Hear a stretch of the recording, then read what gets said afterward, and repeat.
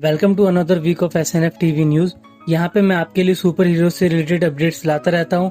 और भाई इस वीक तो बहुत ही धमाकेदार अपडेट्स हैं, जैसे कि डेडपुल वर्सेस मार्वल यूनिवर्स की मूवी, पुराने बैटमैन का DC में रिटर्न और मार्वल एवेंजर गेम। तो पूरी तरह अपडेटेड रहने के लिए वीडियो एंड तक जरूर देखना। तो चलो स्टार्ट करते हैं। न्यू म्यूटेंट्स है। लगातार 2-3 साल से इस मूवी को डिले होने के बाद फाइनली ऐसा लगा था कि न्यू म्यूटेंट्स फिर से डिले होने वाली है।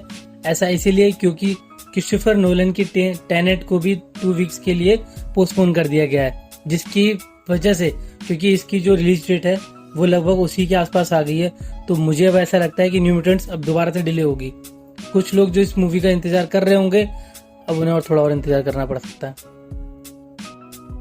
ये बात तो सभी को पता होगा कि इस साल San Diego comic con online होने वाला है, तो जिसपे सुपर हीरो मूवीज के रिलेटेड बहुत सारी अपडेट्स आती हैं। और इस बार हम भी इसे ऑनलाइन ज्वाइन कर पाएंगे, क्योंकि सैन डिएगो तो जा नहीं पाते, तो इस बार हम यहीं से ज्वाइन कर पाएंगे। अब बाकी इससे लेके कोई भी अपडेट आता है कि ये किस वेबसाइट के थ्रू होगा, तो मैं आपको अपडेट जरूर कर दूंगा। बस इसके लिए आप मेरे चैनल को सब्सक्राइब कर लीजिए और बेल आइकन को भी प्रेस कर देना, जिससे कि आपको ये अपडेट्स मिल सके। आगे आते हैं कुछ कॉन्सेप्ट आर्ट पे। सबसे पहले तो थॉर का ये अर्ली कॉन्सेप्ट आर्ट रिलीज किया गया है। ये जब का है जब क्रिस हेम्सवर्थ को इस कैरेक्टर के लिए कास्ट भी नहीं किया गया था, और कॉन्सेप्ट आर्ट केविन मैकेड को ध्यान में रख के थॉर के लिए बनाया गया था। इसके बाद आयरन मैन 3 से मार्क 16 का एक अल्टरनेट लुक रिवील किया गया है, जो कि मूवी में यूज नहीं हुआ था।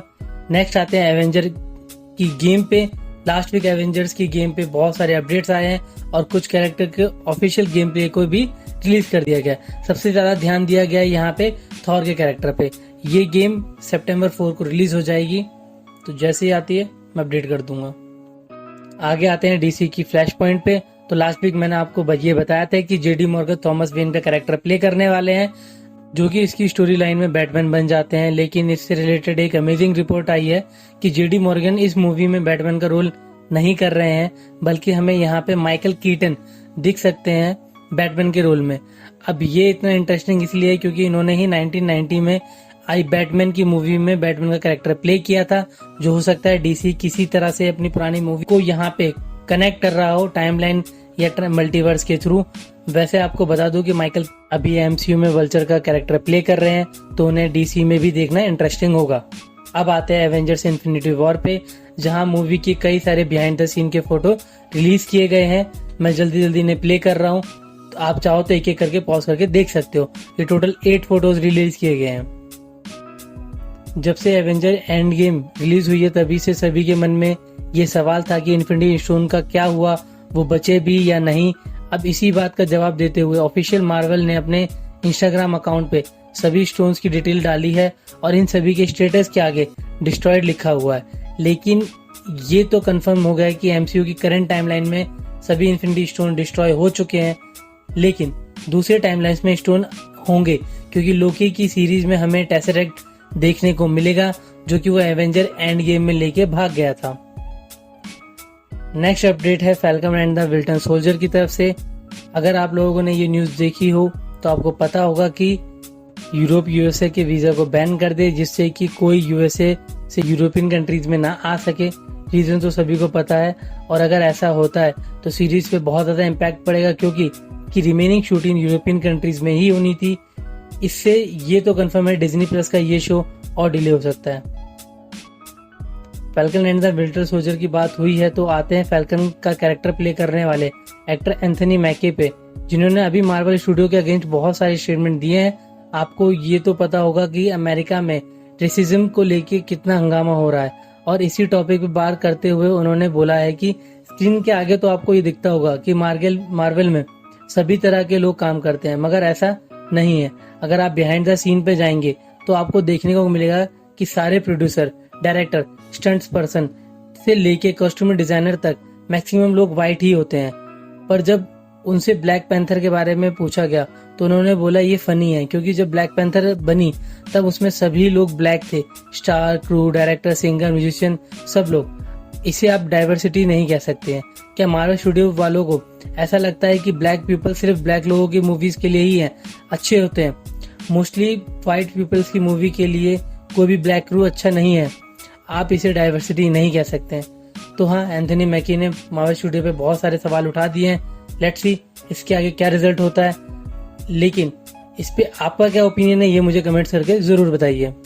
जैक स्नाइडर की तरफ तो जब से स्नाइडर कट जस्टिस लीग का टीजर रिलीज हुआ है तब से ये बात बहुत पूछी जा रही थी कि लास्ट 3 ईयर में जैक स्नाइडर ने तो सब कुछ रिवील ही कर दिया है। उन्होंने कई सारी अनसीन पिक्चर्स भी रिवील कर दी हैं, जिसका जवाब देते हुए खुद जैक स्नाइडर ने बोला है कि जो मैंने अभी तक बताया है वो कुछ भी नहीं है। इससे तो यही समझ में आ रहा है कि अब फाइनली जस्टिस लीग देखने में मजा आएगा। इस टॉपिक पे आपको क्या लगता है मुझे कमेंट्स में जरूर बताइए। नेक्स्ट, मार्वल ने ऑफिशियली अपना 2021 का कैलेंडर भी रिवील कर दिया है, जिसका कवर फोटो आप देख सकते हो। साथ ही हैस्ब्रो ने भी मार्वल के एक यूनिक प्रोडक्ट को लॉन्च किया है, जहां पे आप एक डेडपुल के हेड को परचेज कर सकते हो। और कमाल की बात यह है कि ये इससे इंटरेक्ट भी कर सकते हो और बात भी कर सकते हो, और ये वैसे ही रिस्पॉन्ड करेगा जैसे डेडपुल रियल लाइफ में करता है। वैसे ये अभी इंडिया में अवेलेबल नहीं है, जैसे ही होगा मैं अपडेट कर ही दूंगा। अब डेडपुल से रिलेटेड एक मेजर अपडेट आया है। कुछ मार्वल इनसाइडर्स से कुछ ऐसी रिपोर्ट्स आ रही हैं कि kill the Marvel universe based एक प्रोजेक्ट एमसीयू में बन सकता है। ऐसे अपडेट आए हैं कि 2019 में खुद रियान रेनॉल्ड्स ने ये आइडिया मार्वल स्टूडियो को पिच किया था, और अभी माइकल बे से भी इसके डायरेक्शन को लेकर बात चल रही है। ऐसा बोला जा रहा है कि इस स्टोरी लाइन में डेडपुल फॉक्स फ्रेंचाइज की म्यूटेंट्स को मार देगा, जिसके बाद स्टोरी लाइन रिबूट होगी।